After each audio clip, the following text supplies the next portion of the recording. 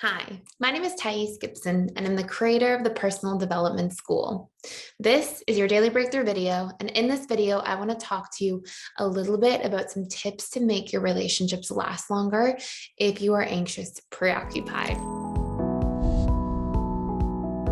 So, some of these tips may not be what you would expect, but I'm going to give you 5 key ones.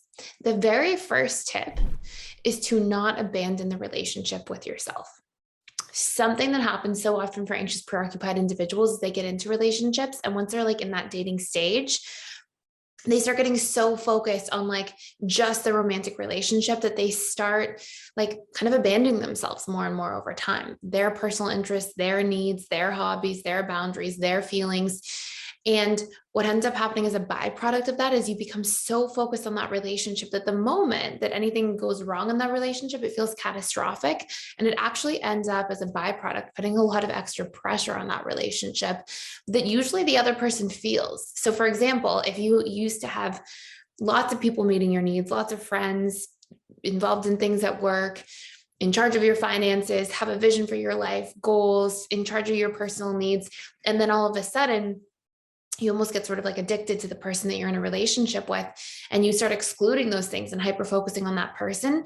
The moment the person's unavailable or doesn't call back right away or has to go away for the weekend, it's more likely to result in chaos because your subconscious mind is like, oh my gosh, I'm only getting my needs met from this person. If something happens, I'm not going to survive without my needs being met. And so then you get a lot of that panic and anxiety. So that can over time create a lot of pressure on the relationship and eventually actually end up pushing somebody away by accident, which can be avoided by making sure that you stay in charge of the relationship to yourself, on top of it, showing up for yourself, checking into your needs, being good with your boundaries, all that amazing stuff. Number 2 is also to maintain the balance in each of the 7 areas of life. So it kind of goes hand in hand with number 1, which is all about look, you've got 7 areas of life: your career, your finances, your mental, emotional, spiritual, physical, and other relationships. And rather than polarizing, it's like, how do you have balance? And so a really good tool you can use to keep things simple is literally just to show up and set daily intentions in each of the 7 areas. And to ask yourself, is there anything I'm ignoring or avoiding? What am I not paying attention to? Which area of my life needs more attention? And to be able to move towards that and show up for yourself in those arenas. If you want to do a deeper dive, by the way, into like reprogramming your anxious attachment style, not having to go through this stuff over and over again, an amazing course to do this is our anxious attachment reprogramming course. Literally, you can start for free. And you get a 7-day free trial. We only offer this to our YouTube channel now. Like literally 7-day free trials are just exclusive to our YouTube audience. So you can check it out by clicking the link in the description box below if you want to do a much deeper dive and actually like do the work on reprogramming your attachment style. Number 3 is to make sure you're communicating your needs in a relationship. And this means like not just you being in charge of your needs in the relationship to yourself, like we kind of talked about in point 1, but actually being able to, in romantic relationships, say, this is what's important to me. This is what's valuable to me. When people communicate their needs, it comes across as you having more self-esteem because that's what it's a reflection of. It's confident. It's like, hey, you feel strong enough and empowered enough to share what your needs and desires are and to not be in a position where you're willing to like leave yourself at the door and be people pleasing all the time. And so that comes across as an attractive thing to be able to do. And as long as you're doing that in a healthy way and not making somebody responsible for everything, but saying like, hey, I want to go here on the weekend. These are the things that I want to do when we spend time together. Then what you're doing is actually showing yourself your truth. There's a certain amount of vulnerability, a certain amount of confidence that are attractive features in a relationship.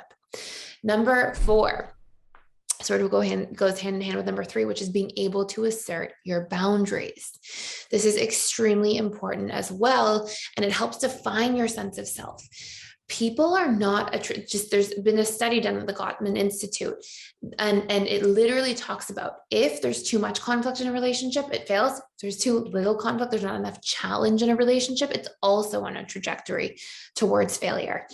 If you don't have boundaries and you don't have a sense of self and you're always just going with whatever somebody else wants, that can be really detrimental to relationship. It's like there's too little challenge, and people want that balance of both support and connection as well as challenge in their relationship. So boundary setting and saying your yeses and saying your nos when they're true for you and asserting yourself is an important feature in relationships.